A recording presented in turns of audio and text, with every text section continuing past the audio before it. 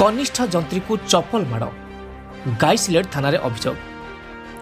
बरगढ़ जिला गाईसिलेट ब्लॉकर कनिष्ठ जंत्री सौमेन्द्र बेहरा को आज सकाळु निज कार्य जोग देवाई गाईसिलेट्रु रायसल पदर जाउथवा समय कलिंगापाली छक निकट में हठात गौरेन मुंडा नाम ग्रामर वीरेन्द्र कुमार साहू पुराना टीसीबी काम मस्टरु बाहर करने बाध्य कर कनिष्ठ जंत्री मना करते।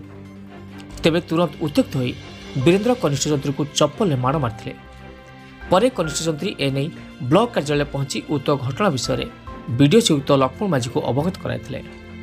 घटना विषय में बीडीओ समस्त कर्मचारी डाकी एक बैठक करी तुरंत समस्त कर्मचारी माने गाईसिलेट थाना पहुंचते। तेबे पूर्व मध्य अनेक थर ब्लॉक कर्मचारी मानक उपरे एमिति आक्रमण होइथिबारु ब्लॉक कर्मचारी माने जदि उक्त घटनार उचित तदंत करी पुलिस प्रशासन दोषी विरुद्ध में कार्यानुष्ठान ग्रहण न करे तेबे कलम छाड़ आंदोलन बोली चेतावनी देछंती। बरगढ़ आबू खान की रिपोर्ट।